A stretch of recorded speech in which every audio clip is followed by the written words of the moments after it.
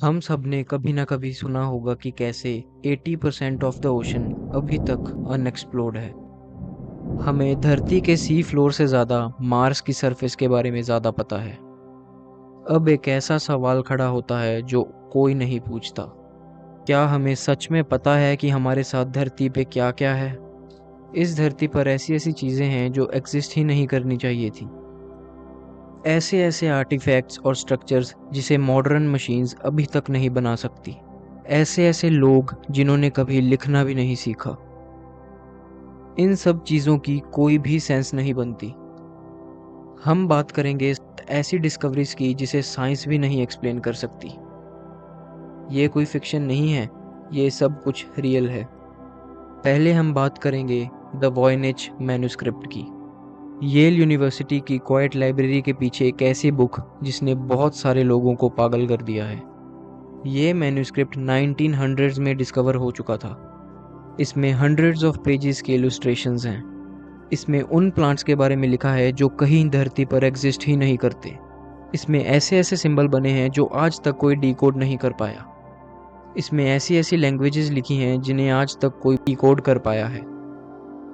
कुछ लोग तो ये भी मानते हैं कि ये एक फॉरगॉटन सिविलाइजेशन की लैंग्वेज हो सकती है, और कुछ कहते हैं ये सिर्फ एक मजाक है। पर इस पर कोई भी नहीं चर्चा करता कि जिसने भी ये लिखी थी उसे पता था कि वो क्या कर रहा है। इसमें लेटर्स रियल लैंग्वेजेस की तरह रिपीट करते हैं और इसके स्ट्रक्चर्स बिल्कुल प्लांट्स की तरह ही दिखते हैं, लेकिन आज तक कोई इसे ट्रांसलेट नहीं कर पाया। अब हम बात करेंगे द एंटीक मैकेनिज्म। 1901 में कई डाइवर्स ग्रीस की कोस्ट पर टर्कोइज वाटर्स को सर्च कर रहे थे। यही वक्त था जब उनमें से एक ने एक अनएक्सपेक्टेड डिस्कवरी की। ये थी एक डूबी हुई एंशिएंट रोमन शिप। टूटी हुई शिप और रस्टेड कॉइन्स के साथ साथ एक ऐसा मेटल मिला जो वुड और कोरल के साथ मिक्स हुआ था। जब आर्कियोलॉजिस्ट ने उसे क्लीन किया तो वो शॉक हो गए। वो कोई मेटल नहीं था, वो शिप्स के पार्ट्स थे। ये कोई स्टैचूज नहीं थे, ये बहुत ही प्रिसाइजली कट गियर्स थे। जैसे जैसे उन्होंने ट्रुथ को अनकवर किया तो उन्होंने डिस्कवर किया एंटीक मैकेनिज्म। ये एक 2000 साल पुराना डिवाइस था जो तारों की मूवमेंट को ट्रैक करने के लिए बनाया गया था।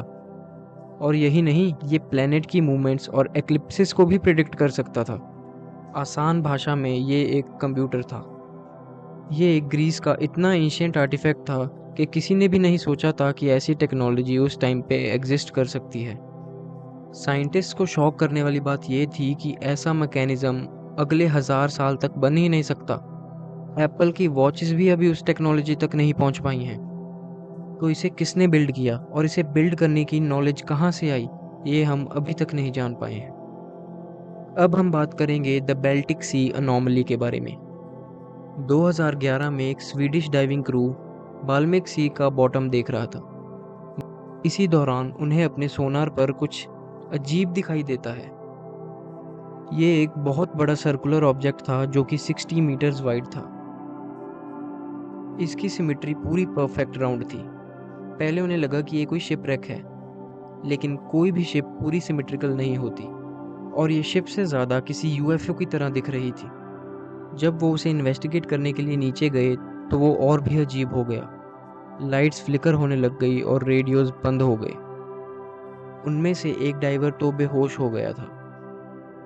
कईयों ने कहा वो एक बहुत ही ज़्यादा अजीब अननेचुरल फिनोमेना था। अभी तक साइंटिस्ट उसे एक्सप्लेन नहीं कर पाए हैं और ऐसा सोनिक इक्विपमेंट आज तक नहीं डिस्कवर हुआ। आज तक वो उसी सी के नीचे है और उसे आज तक कोई भी एक्सप्लोर नहीं कर पाया।